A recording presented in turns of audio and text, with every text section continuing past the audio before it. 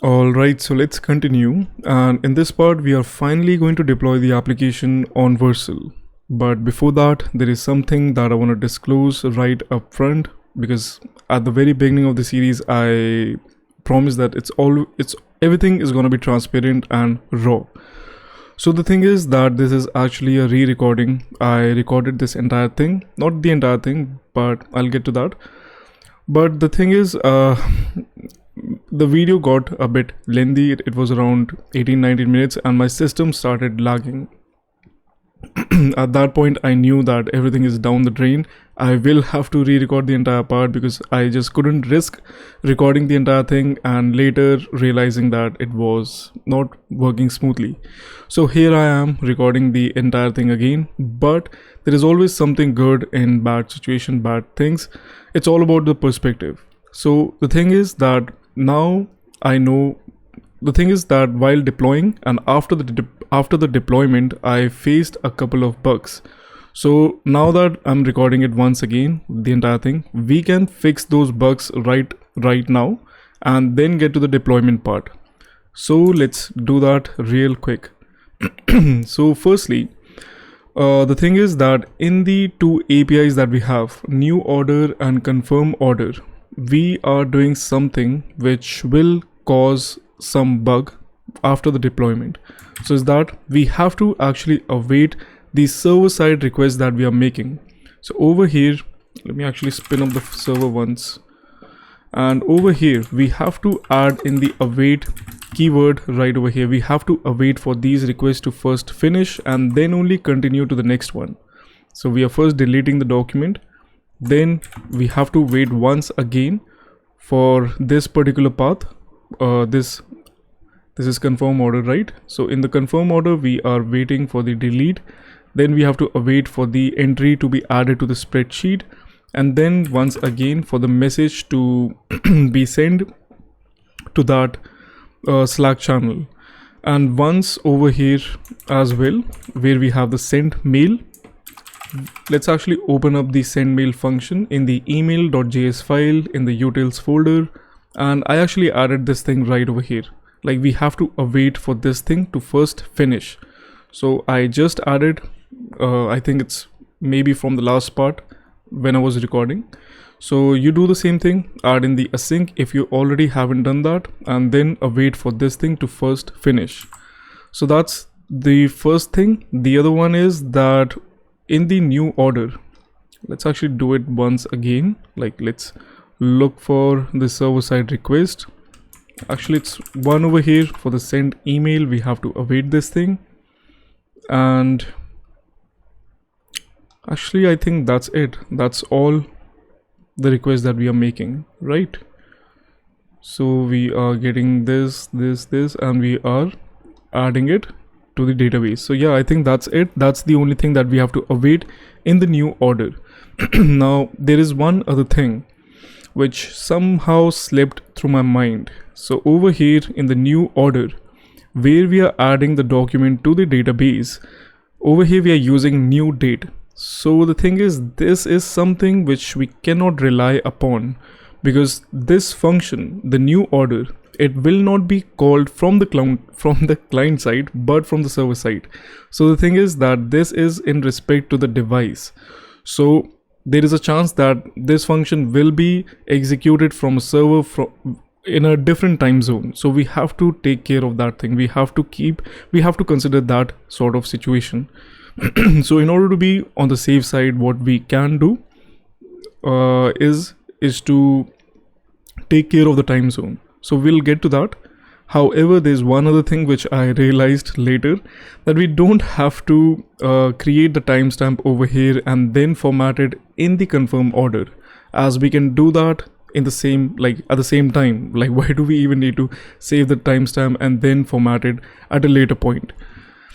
So however, there is actually a viable case where we may have to do it in case we were querying we were making we had a query where we were taking care of that, like we were considering that timestamp.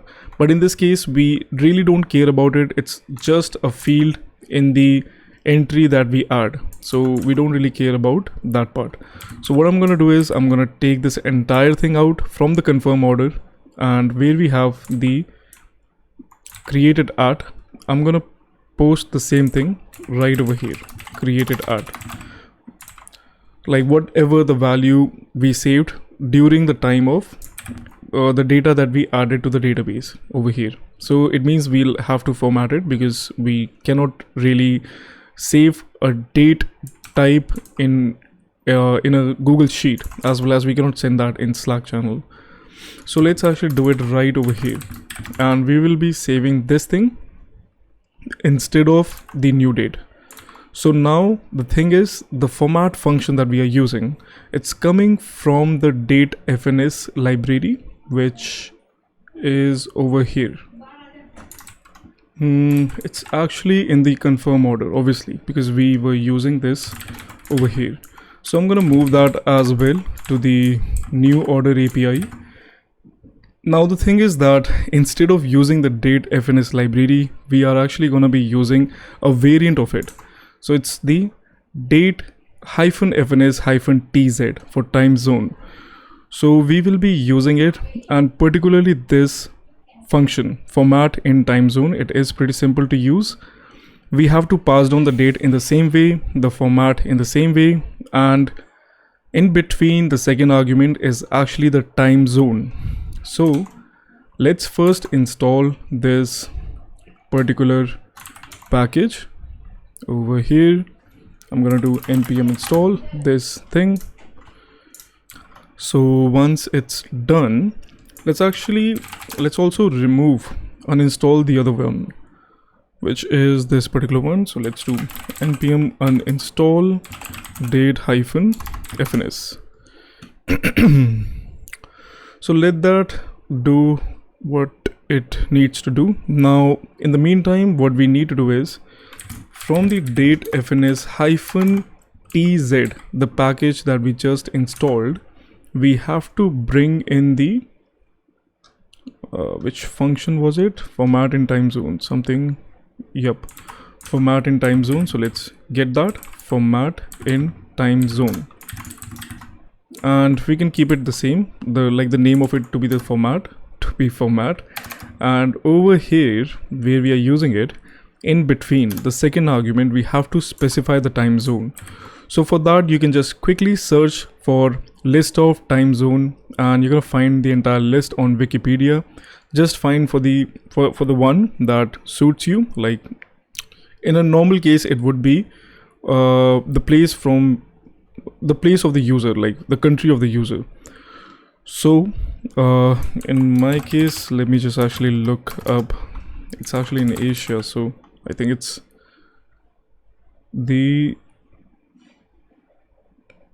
this one for me. So I'm just gonna copy this entire thing. You do the same for your respective country and we have to pass it in between. So let's actually I didn't test this thing out, so let me test it real quick. We just made changes in the confirm order where we shifted the time zone as well as we added the awaits, and in the new order we just added an await over here and we formatted the timestamp, like we are formatting it right over here, which we are placing in the created art. So let's actually give it a shot. So I'm just gonna refresh just to be on the safe side. Let me kill this terminal and let's place a new order. Obviously there are better ways to actually test it out, but never mind, let's give it a shot. Oops, I think I added on line 8. Oh boy. Anyway, why didn't it? I think it did throw an error. There we have another one after the cart. Oh, in new order, line number 10. Oh boy. Now it should be fine. Let's place the order. we have another error saying that cannot find module date fns. Seems like we still need to have date fns installed. It's more of like a plugin to it, so we shouldn't have uninstall it, but never mind, let's install it again and let's see.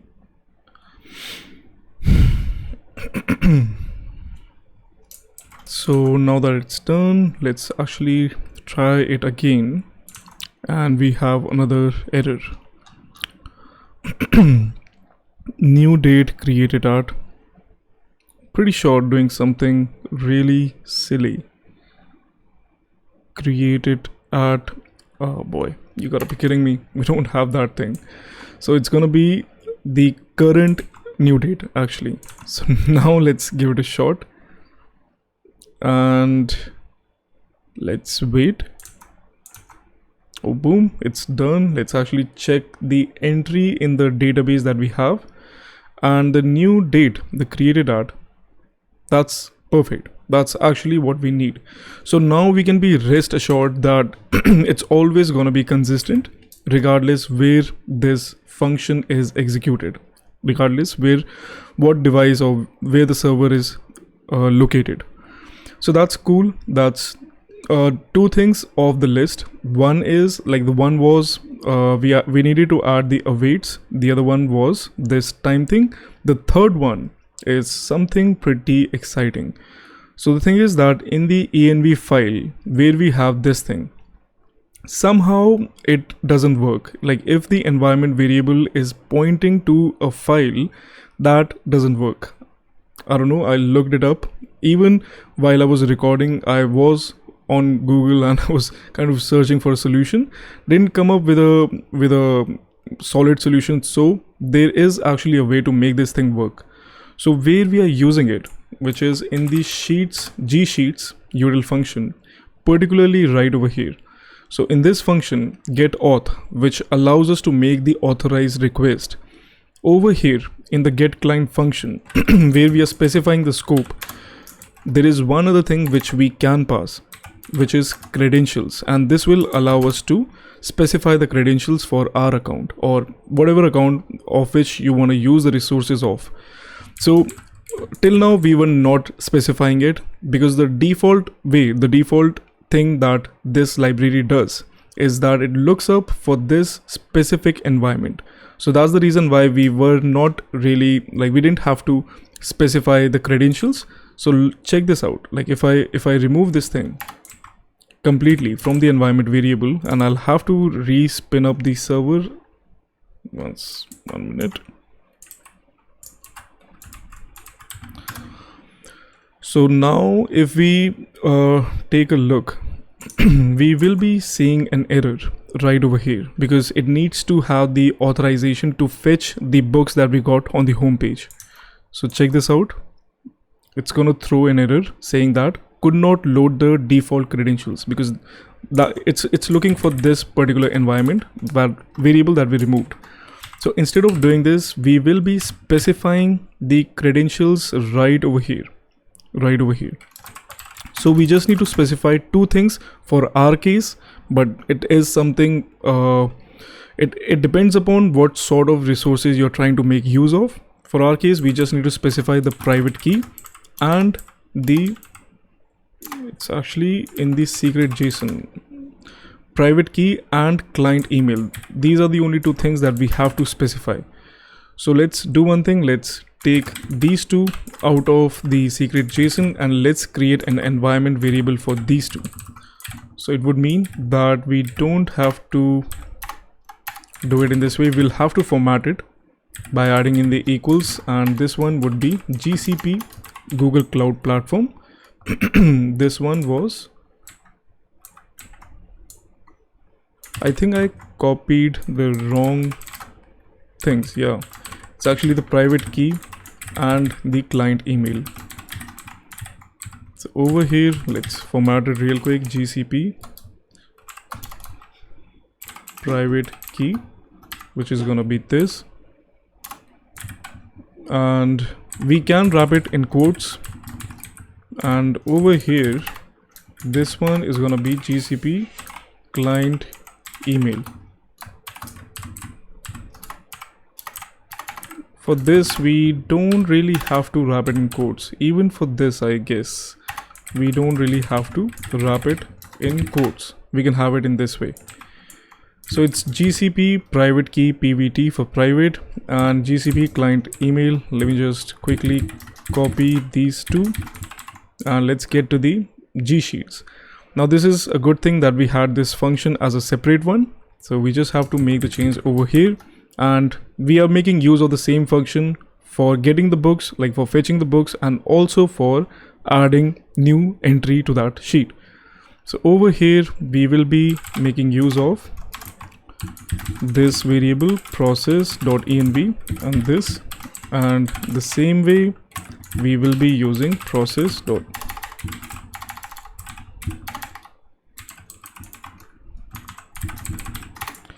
in such a way. So now let's actually let's respin up the server and let's see. If everything works, then we are good to go to actually deploy this application. So something didn't go right. I suspect it's something related to the env file over here. I guess we do need to add the quotes. Let's do that. For this, I don't really think so. Let's actually, I guess we'll have to respin up the server and let's see. We just added the quotes, by the way. Yep, that's the reason, like that was the thing. So that's cool. Now that we have added the quotes, it's working, and we don't really require the secret JSON like at this point. So yeah, we can actually remove it. We just need the private key and the client email, and we have that. So if we respin up the server after deleting, obviously if we are not deploying, if you're not exposing that variable, it will work the same way. So let me actually see how long is this video. It's 17 minutes. That's actually long, so I don't want to take any chance. Let me just cut down the video at this point, and in the next one, let's finally deploy the application and make this thing go live. So see you in the next one, and again, thank you for watching. Bear with me, because as you know that while development, facing bugs and kind of experience such things is sort of evident. So it is what it is. All right, see you in the next one.